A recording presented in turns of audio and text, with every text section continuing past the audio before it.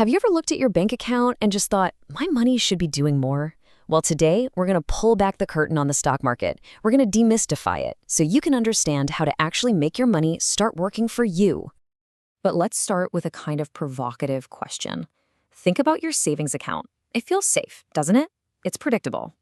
But what if I told you that that safe account is actually making you poorer every single day? Sounds crazy, right? Let's get into why it's true. And that leads us straight to our first big idea. That cash you have sitting in the bank, it's losing its buying power as we speak. And the culprit, the thing to blame for this, is a little something called inflation. Okay, so this slide really puts it all into perspective. Your bank might be giving you what, a tiny fraction of a percent in interest? Maybe 0.1% if you're lucky. But here's the kicker. Inflation is eating away at your money's value way, way faster than that. It's not even a fair fight. So, just how bad has it been?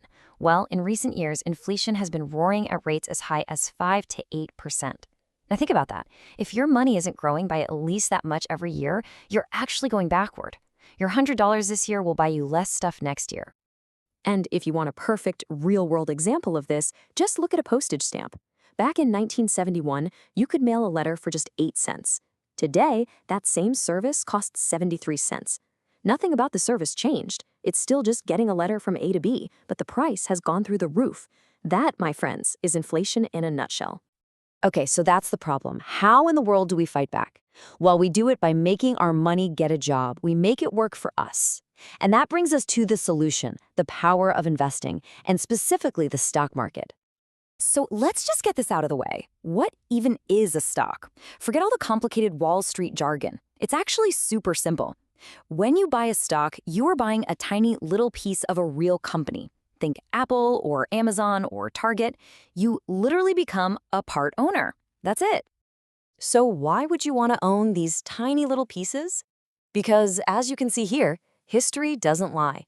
Over the last century, nothing has come close to the returns that stocks have delivered. They've outperformed other big assets like bonds or gold, and it's not even close. They have the most proven power to grow your money over the long haul. But here's where we get to the real magic. This is the secret sauce of building wealth. It's a concept called compounding. And the idea is pretty simple. You start earning returns not just on the money you put in, but on the returns themselves. It creates a snowball effect. Let me show you what I mean.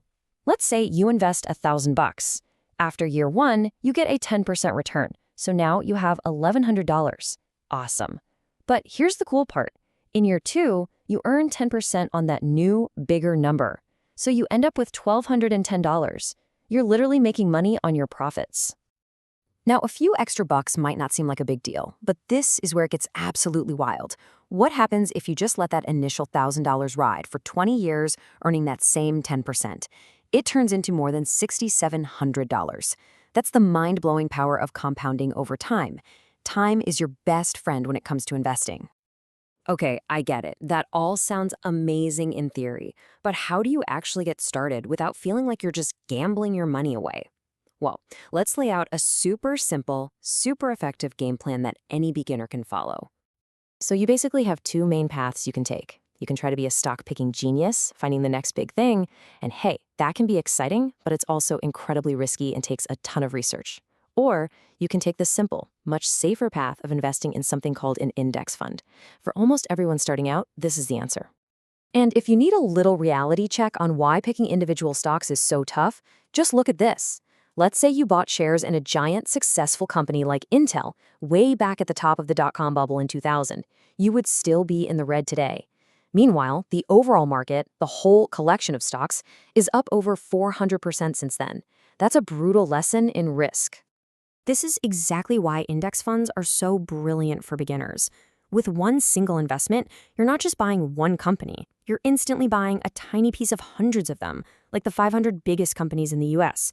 You're not trying to find the one winning needle in a haystack. You're just buying the whole haystack. You're betting on the entire American economy to grow over time, which historically has been a very good bet. And that leads us to maybe the single most important rule of successful investing. Stop trying to time the market. Seriously, nobody knows when it's going to go up or down. The winning strategy isn't about being a genius predictor. It's about being consistent. Whether the market is soaring or crashing, you just keep buying. All right, let's bring this all home. You're feeling inspired. You're ready to take action. So what is the single most powerful first step you can take, like right now?